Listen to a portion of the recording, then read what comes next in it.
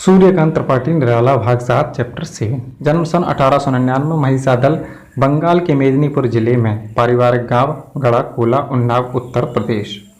प्रमुख रचनाएं अनामिका, परिमल, गीतिका, बेला, नए पत्ते, अणिमा, तुलसीदास, कुकुरमुत्ता, कविता संग्रह, चतुरी चमार, प्रभावती, बिल्लेसुर, बकरिया, चोटी की पकड़, काले कारनामे, गद्य। 8 खंडों में निराला रचनावली प्रकाशित। समन्वय मतवाला पत्रिका का संपादन। निधन सन 1961 इलाहाबाद में। नवगति नवलय ताल छंद नव, नवल कंठ नव, जलद मंदिर नव, नव नभ के नव, विहग वृंद को नव पर नव स्वर दे। कविता को नया स्वर देने वाले निराला छायावाद के ऐसे कवि हैं जो एक ओर कबीर की परंपराओं से जुड़ते हैं तो दूसरी ओर समकालीन कवियों के प्रेरणा स्रोत भी हैं। उनका यह विस्तृत काव्य संसार अपने भीतर संघर्ष और जीवन, क्रांति और निर्माण, ओज और माधुर्य, आशा और निराशा के द्वंद्व को कुछ इस तरह समेटे हुए है कि वह किसी सीमा में बंध नहीं पाता। उनका यह निर्बंध और उदात्त काव्य व्यक्तित्व, कविता और जीवन में फांक नहीं रखता। वे आपस में घुले मिले हैं। उल्लास, शोक, राग विराग, उत्थान पतन, अंधकार प्रकाश का सजीव कोलाज है उनकी कविता। जब वे मुक्त छंद की बात करते हैं तो केवल छंद, रूढ़ियों आदि के बंधन को ही नहीं तोड़ते बल्कि काव्य, विषय और युग की सीमाओं को ही अतिक्रमित करते रहे। विषयों और भावों की तरह भाषा की दृष्टि से भी निराला की कविता के कई रंग हैं। एक तरफ तत्सम सामासिक पदावली और ध्वन्यात्मक बिंबों से युक्त राम की शक्ति पूजा और कठिन छंद साधना का प्रतिमान तुलसीदास है, तो दूसरी तरफ देसी टटके शब्दों का संसेंधापन लिए कुकुरमुत्ता, रानी और कानी, महंगू महंगा रहा जैसी कविताएं हैं। आरोह। धिक जीवन जो पाता ही आया विरोध कहने वाले निराला उत्कट आत्मशक्ति और अद्भुत जीव सागे कवि हैं जो हार नहीं मानते और निराशा के क्षणों में भी शक्ति की मौलिक कल्पना कर शक्ति का साधन जुटाते हैं। इसलिए शक्ति साध्य कवि निराला को वर्षा ऋतु अधिक आकृष्ट करती है क्योंकि बादल के भीतर सृजन और ध्वंस की ताकत एक साथ समाहित है। बादल उन्हें प्रिय हैं क्योंकि स्वयं उनका व्यक्तित्व बादल के स्वभाव के करीब है। बादल किसान के लिए उल्लास एवं निर्माण का तो मजदूर के संदर्भ में क्रांति एवं बदलाव का अग्रदूत है। बादल राग कविता अनामिका में 6 खंडों में प्रकाशित है। यहाँ उसका 6ठा खंड लिया गया है।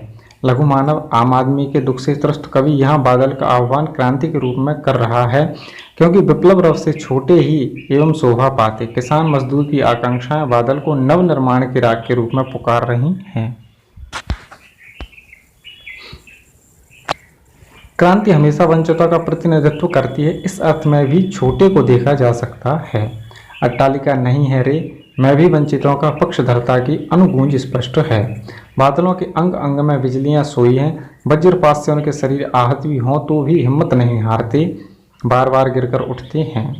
गगनस्पर्शी स्पर्धाधीरीय बादल दरअसल वीरों का एक प्रमत्त दल दिखाई देते हैं। चूंकि ये विप्लव के बादल हैं इसलिए गर्जन तर्जन अघोष अमोघ हैं। गर्मी से तपती झुलसी धरती पर क्रांति के संदेश की तरह बादल आए हैं। हर तरफ सब कुछ रूखा सूखा और मुरझाया सा है। अकाल की चिंता से व्याकुल किसान हाड़ मात्र ही रह गए हैं। जीर्ण शरीर, त्रस्त नयन मुख, पूरी धरती का हृदय दग्ध है। ऐसे में बादल का प्रकट होना प्रकृति में और जगत में कैसे परिवर्तन घटित कर रहा है, कविता इन बम्बों के माध्यम से इसका अत्यंत सजल और व्यंजक संकेत करती है। धरती के भीतर सोए अंकुर नवजीवन की आशा में सिर ऊंचा करके बादल की उपस्थिति दर्ज कर रहे हैं। क्रांति जो हरियाली लाएगी उसके सबसे उत्फुल्ल धारक नए पौधे छोटे बच्चे ही होंगे। समीर सागर के विराट बिंब से निराला की कविता शुरू होती है। यह इकलौता बिंब इतना विराट और व्यंजक है कि निराला का पूरा काव्य व्यक्तित्व इसमें उमड़ता घुमड़ता दिखाई देता है।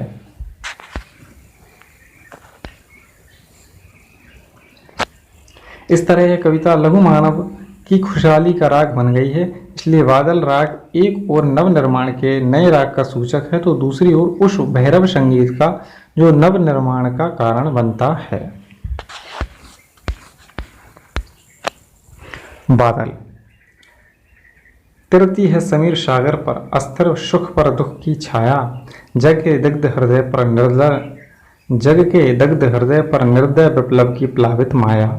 यह तेरी रणतरी भरी आकांक्षाओं से घन भेरी गर्जन से सजग सुप्त अंकुर, और मैं पृथ्वी के आशाओं से नवजीवन की ऊंचा कर सिर ताक रहे हैं ये विप्लव के बादल। फिर बार बार गर्जन वर्षण है मूसलधार, हृदय थाम लेता संसार, सुन सुर घोर वज्र हुंकार, असनिपात से शापित उन्नत सत सत वीर, छत विक्षत हत अचल शरीर, गगन स्पर्शी स्पर्धा धीर, हंसते हैं छोटे पौधे लघु भार, शस्य अपार हिल हिल हिल हिल हाथ हिलाते, तुझे बुलाते विप्लव रव से छोटे ही हैं शोभा पाते। अट्टालिका नहीं है रे आतंक भवन, सदा पंख पर ही होता जल विप्लव प्लावन, क्षुद्र प्रफुल्ल जलज से सदा छलकता नीर, रोग शोक में भी हंसता है शैशव का सुकुमार शरीर, रुद्ध कोश है क्षुब्ध दोष।